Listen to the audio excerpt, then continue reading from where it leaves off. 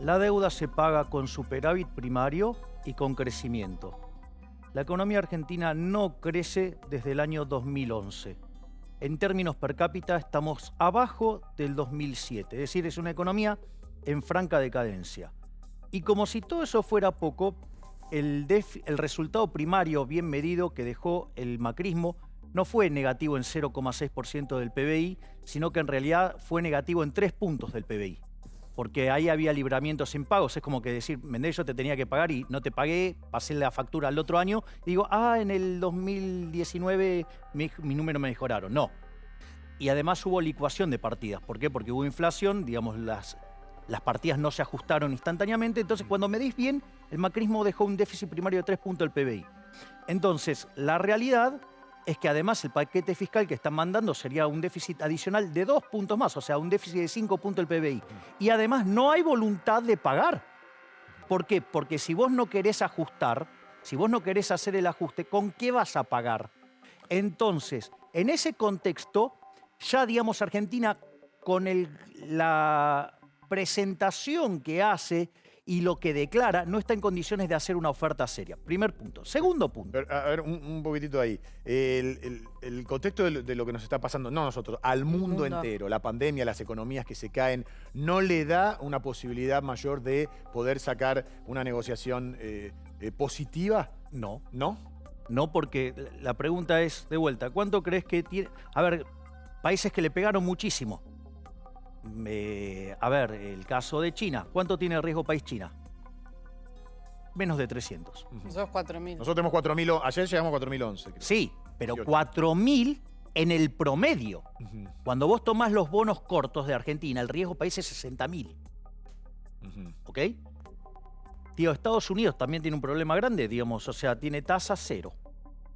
Te das cuenta que no ese es el problema en el mundo. El problema de Argentina es que es un defolteador serial. El problema de Argentina es que la corporación política es una máquina de gastar, no está dispuesta a resignar de ninguno de sus privilegios, por ende no tenemos capacidad de pago. Es más, les voy a dar algo todavía. ¿De qué privilegios cree usted que deberíamos resignar? Por ejemplo, digamos, lo que es directamente el robo. Hay la corrupción. Sí, digamos, en Argentina se roban 5 puntos del PBI. Hay un informe del Banco Interamericano de Desarrollo que no son las preferencias Milei-Giacomini, son bastante más laxos en estas definiciones. Y fíjate, ¿Estás volviendo a lo que dijo Barrio Nuevo en su momento? Que hay que dejar de robar. Sí, bueno, pero debería ser permanente, no transitoria. Entonces, pero no 20 años, como dijo. Claro, entonces, por ejemplo, vos tenés que...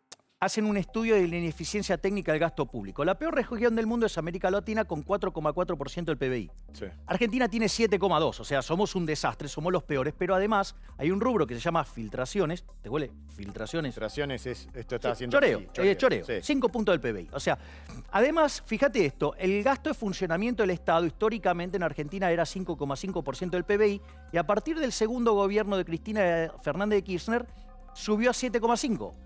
Son 2 puntitos más de choreo que, digamos, o sea, por lo menos en esta situación deberían resignar. Y hay otro choreo más importante y que deberíamos, como ciudadanos, denunciar a los políticos como un delito de lesa humanidad, que es el impuesto inflacionario.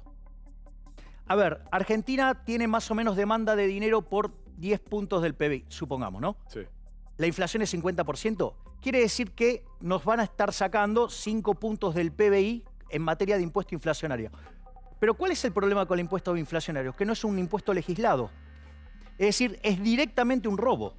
Es decir, te están cobrando impuestos, sí, que es el impuesto inflacionario, que es como se te derrite el valor de los pesos que tenés en el bolsillo, y eso, digamos, constituye un delito. Ahora, sí. Javi, está buenísimo todo lo que vos decís, pero digo, para la gente que nos está mirando... Sí.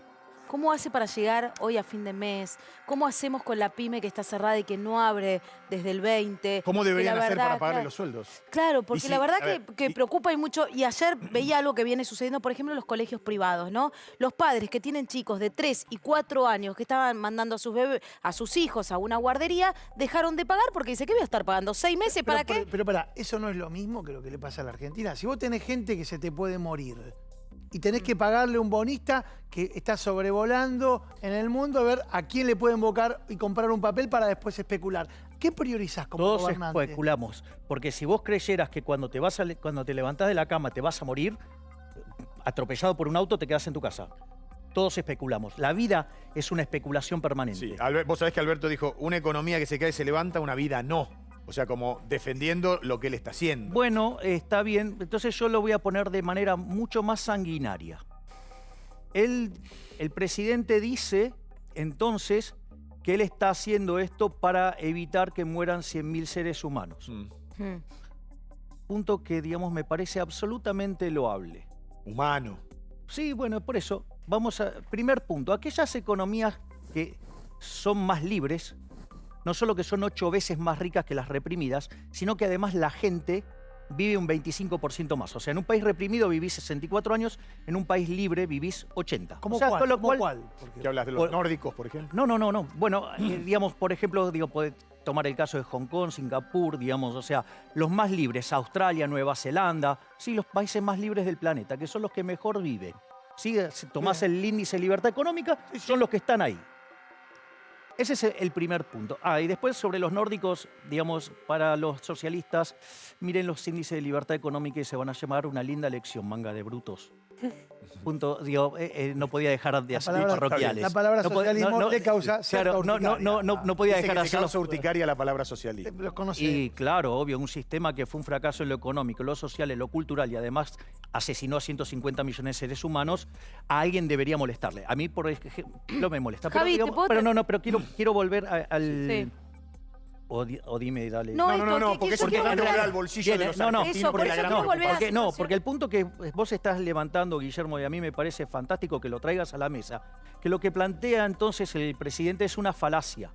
O sea, primero porque en los países más libres vive más la gente, pero no solo eso, sino que además, si vos llevas al extremo esta cuarentena cavernícola que está haciendo Argentina, ¿sí? Y no me refiero a la... Nicolás. Sí, No no me estamos salvando vidas, Javier, No, con esto. eso es lo que quiero aclarar. No me estoy refiriendo a la primera etapa de la cuarentena que estoy a favor, sino con las fases 2 y 3, que estoy absolutamente en La que contra. estamos viviendo ahora. Exacto. Si vos llevás esta idea al extremo del ridículo y encerrás a todos los seres humanos en sus casas, sabes que la producción se hace cero. Si la producción se hace cero, No va a haber ¿cuánto gente podés... para hacer producción cuán- porque se están enfermando, Javier. a ver, ¿cuánto crees que podés consumir? Cero. Por lo tanto, digamos, vas a tener 45 millones de muertos. Por lo tanto, empecé a especular, porque si no, quizás no te mate el coronavirus, pero te vas a morir de hambre. Y si llegara a darse esa situación, yo no descarto que tengas un problema social enorme. Si a eso le sumás las pésimas medidas económicas tomadas por el gobierno, porque a la retracción de la oferta, porque sacaste gente del mercado, le sumás un estímulo de la demanda financiado con papelitos de colores que no sirven ni para jugar al estanciero, ¿sí? Ahora va a Y haber una encima parada. ponés Vamos a hablar controles... de la emisión de billetes para pagar el IFE, para poder bancar los sueldos de, Sí, pero de los sí. trabajadores de las pymes. A ver, te lo hago con un ejemplo más fácil, Guillermo. Seguime en esta.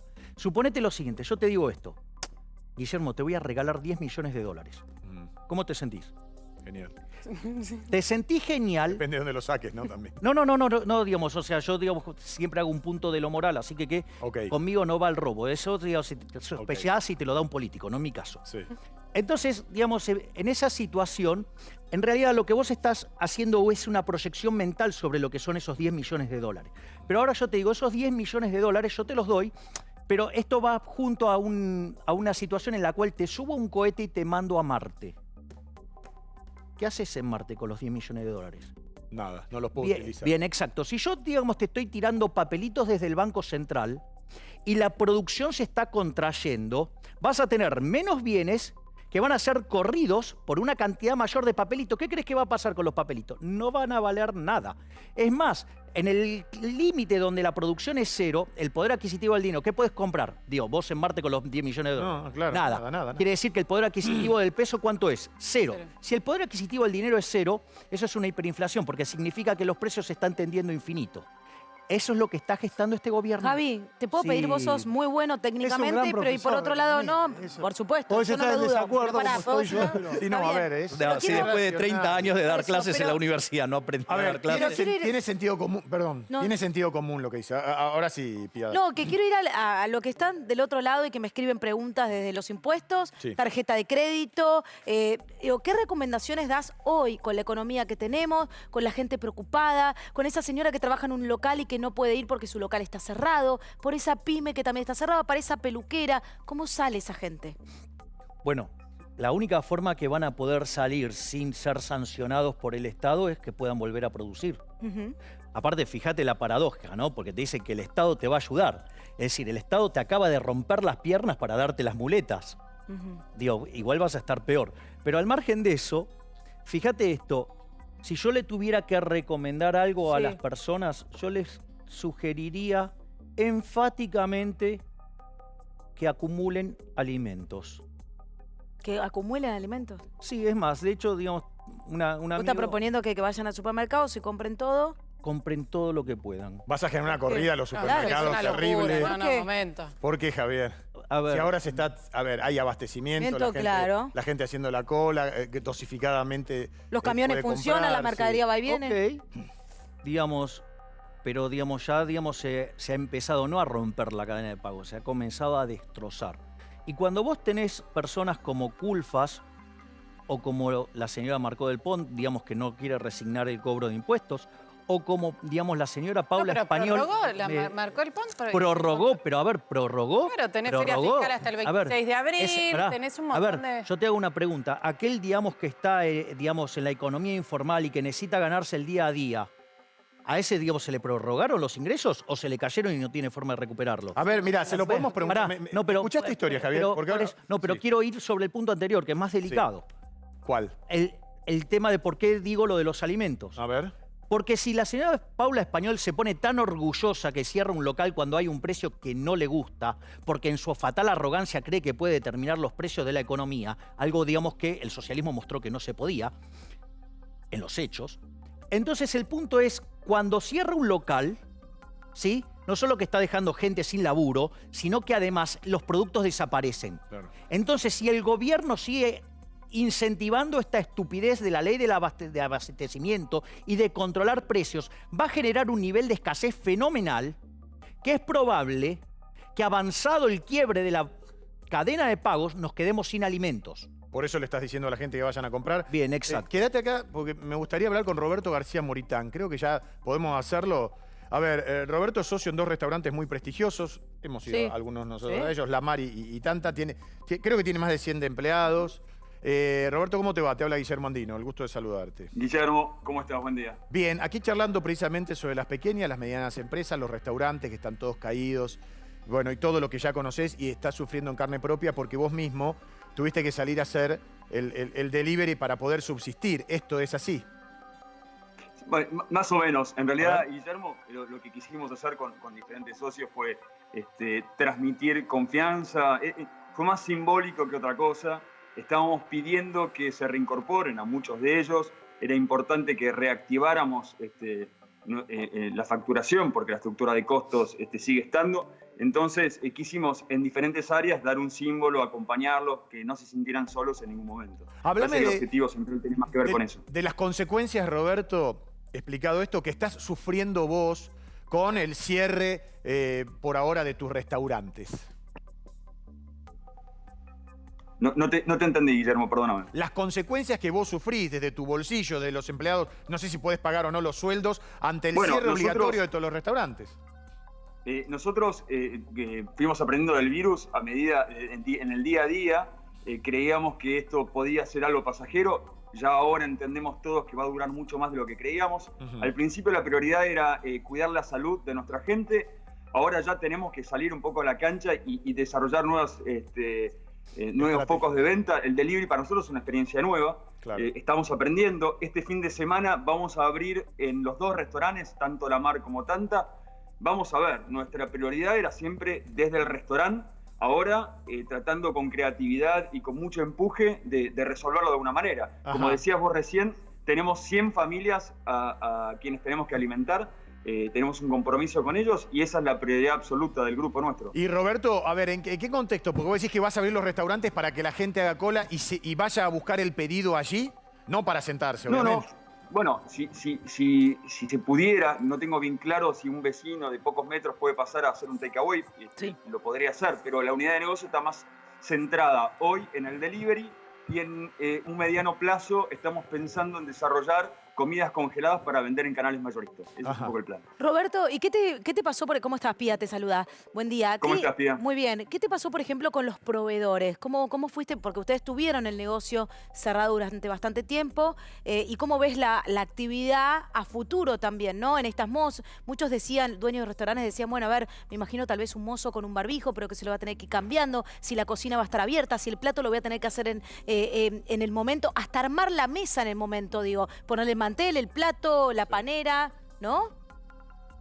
Bueno, los proveedores estaban con muchas ansias de empezar a trabajar.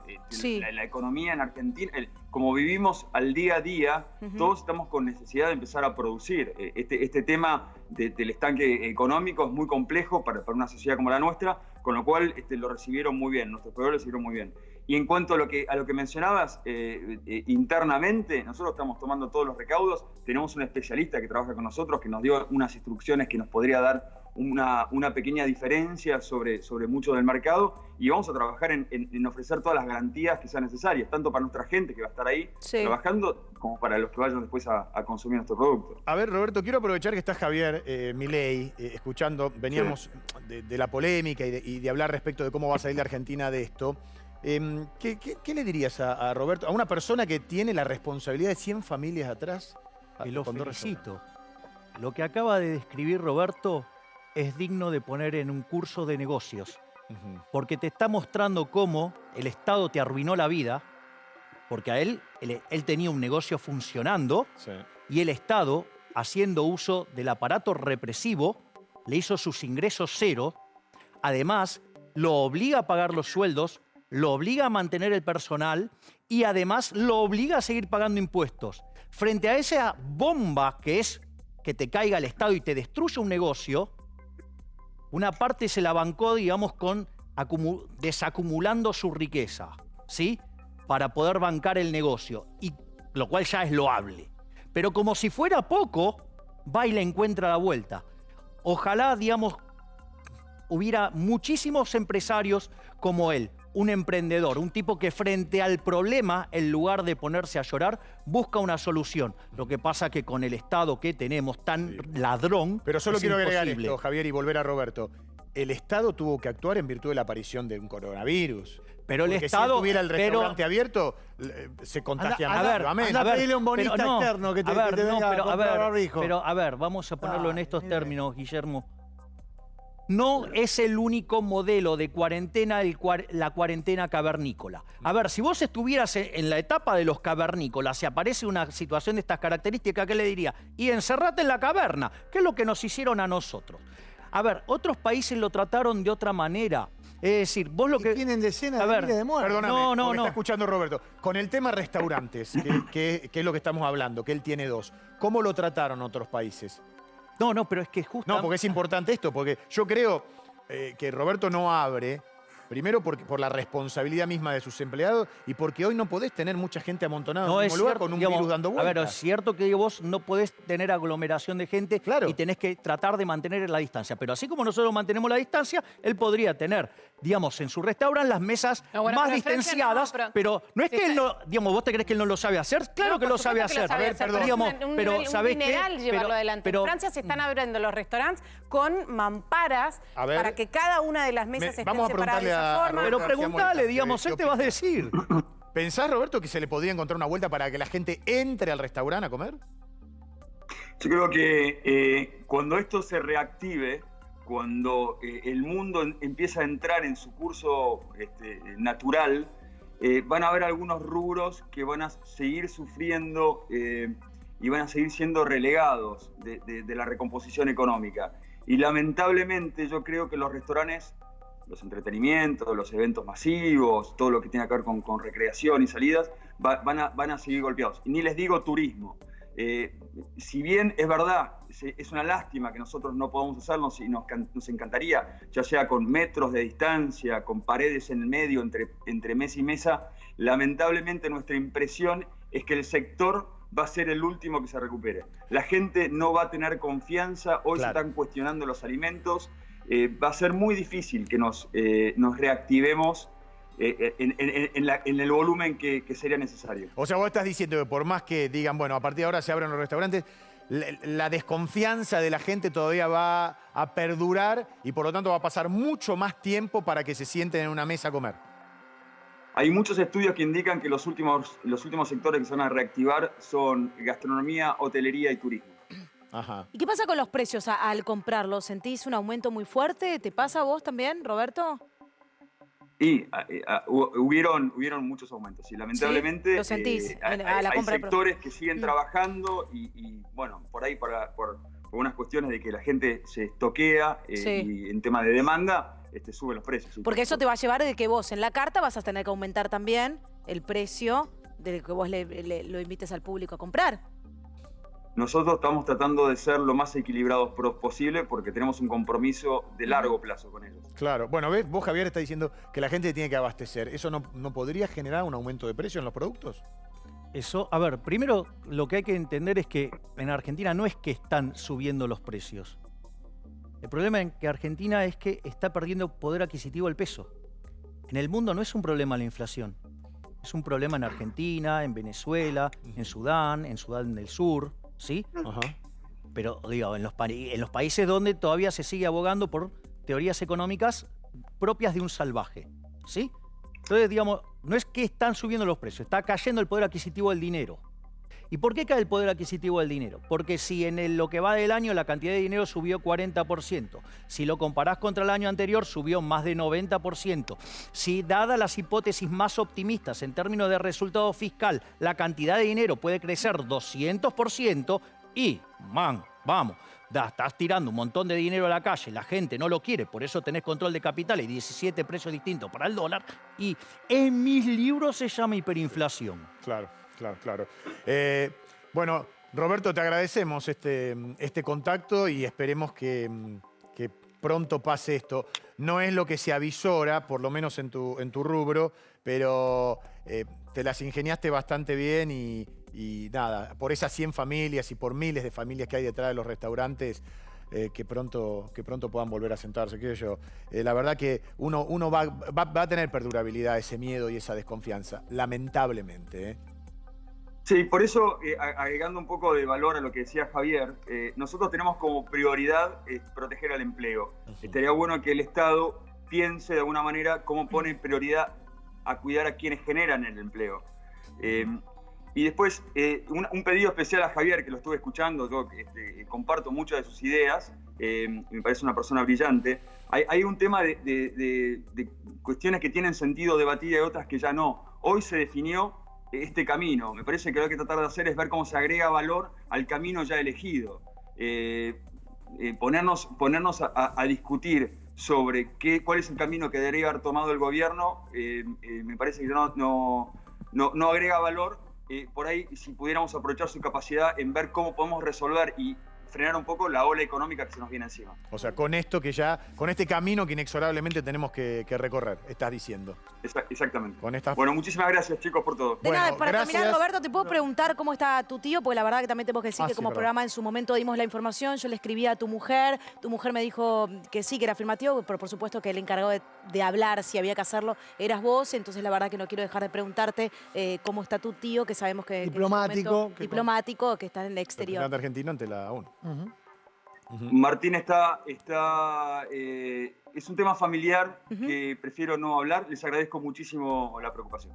Perfecto. Bueno, muchas gracias y saludos a Carolina, a tu mujer. Bueno, muchas gracias a todos. Hasta luego. Yo me quedé con ganas de preguntarle a Javier, porque... No se fue todavía hasta acá, ¿eh? No, pero por eso mismo. Él sabe que siempre polemizamos, pero con mucho respeto.